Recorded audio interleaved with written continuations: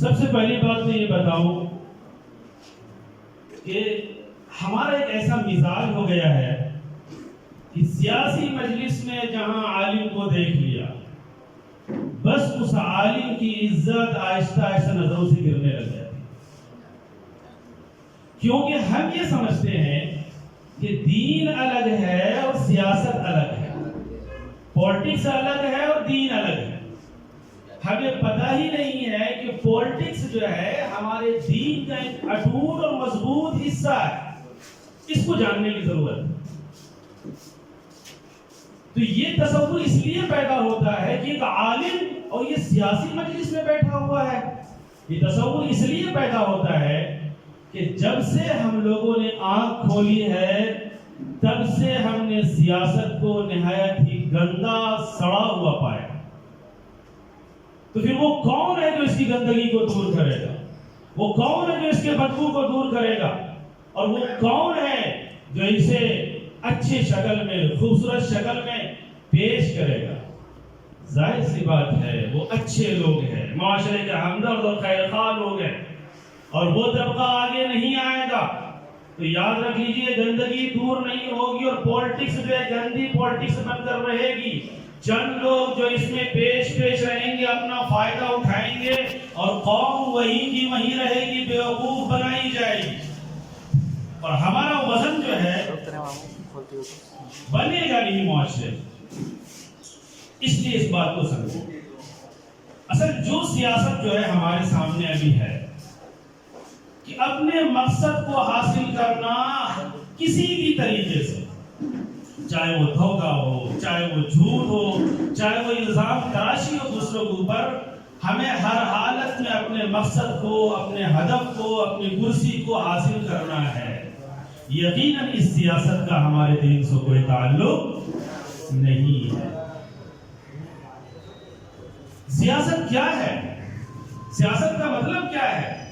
معاشرے کو، ملک کے نظام کو بہتر ڈھنگ سے چلانا تاکہ ظلم ختم ہو، فساد ختم ہو، امن جو ہے بحال ہو، اور جو عوام ہے ان کو حقوق ملے۔ یہ ہے اصل سیاست۔ تو ضرورت اس بات کی ہے کہ ہم اپنے لوگوں میں سیاسی شعور پیدا کریں۔ آج مسلمان زیرو سیاسی شعور رکھتا ہے اپنے اندر۔ جو قوم اپنے اندر سیاسی شعور نہیں رکھتا ہے وہ قوم ہمیشہ دبائی جائے گی، وہ قوم ہمیشہ جو ہے ظلم کے شکار ہوگی، وہ قوم ماری جائے گی، پیٹی جائے گی، اس کی عزتیں نیلام کی جائے گی، اس کے مال و اسباب ضبط کیے جائیں گے۔ اور آج مسلمان ان تمام چیزوں کا شکار ہو رہا ہے، اس لیے کہ مسلمانوں کے اندر سیاسی بیداری نہیں ہے۔ دیکھیے ہماری کیا ضرورت ہے؟ ایک آخرت کی ضرورت ہے، ایک دنیا کی بھی ضرورت ہے۔ آخرت کی ضرورت کو دین کے رہبر اور رہنما پوری کریں گے، اور دنیاوی ضرورت کو دنیاوی دانشوران جو سیاسی شعور رکھتے ہیں زیادہ، حالانکہ سب کو رکھنا چاہیے، زیادہ رکھتے ہیں، تو یہ دو طاقتوں کو جب تک ہم نہیں ملائیں گے، ایک اسٹیج پر نہیں لائیں گے۔ علماء کو میری بات کو غور سے سننے کی کوشش کریں کہ میں کہنا کیا چاہ رہا ہوں۔ علماء کی جو طاقت ہے علم کی، اور جو سیاسی سوجھ بوجھ ہے، ان کو ایک اسٹیج پر نہیں لائیں گے، اور ان دو طاقتوں کو ایک نہیں کریں گے تو یہ قوم کبھی بھی مضبوط نہیں ہو سکتی ہے اور بلندی تک نہیں پہنچ سکتی ہے۔ پیارے آقا صلی اللہ علیہ وسلم، آپ ان کی تاریخ پڑھیں، اللہ کے رسول صلی اللہ علیہ وسلم مدینہ تشریف لاتے ہیں۔ مدینہ میں دیکھتے ہیں کہ یہودی سب سے پاورفل ہے، مال بھی ان کے پاس زیادہ ہے، اور سیاسی سوجھ بوجھ ایسی ہے کہ جتنے مدینے کے لوگ ہیں سب پر اس نے قبضہ کیا ہوا ہے، مدینے میں ان کی چل رہی ہے۔ اللہ کے رسول صلی اللہ علیہ وسلم آئے، پیارے آقا صلی اللہ علیہ وسلم کی طرف لوگ متوجہ ہوئے، وہاں کی اکثریت متوجہ ہو گئی، تو آپ صلی اللہ علیہ وسلم نے سب سے پہلے یہودیوں سے بیٹھ کر معاہدہ کیا کہ ہم ایک جگہ کے ہیں، ہم ایک ہیں، لہذا باہر سے کوئی تم پر حملہ کرے گا تو ہم برداشت نہیں کریں گے، ہم تمہارا ساتھ دیں گے، اور ہم پر کوئی حملہ کرے تمہیں ہمیں ساتھ دینا ہے۔ اپنے اس مدینے میں جو ہے ہم کسی کو دخل اندازی کرنے کا موقع نہیں دیں گے۔ کیا یہ سیاست نہیں؟ بہت بہترین سیاست۔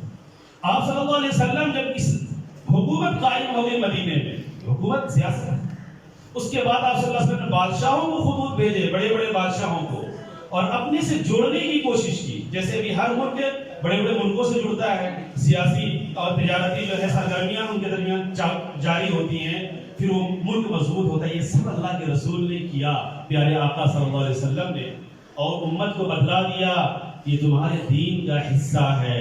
اگر صحیح ڈھنگ سے سیاست کرو گے تو یہ دین ہے، اور اس سے تمہاری ترقی ہوگی۔ تو میں گزارش کروں گا کہ سیاسی بیداری پیدا کیا جائے، اور ان اسٹیجوں پر جو ہے علماء کرام اور دانشوران کی طاقت کو جمع کیا جائے۔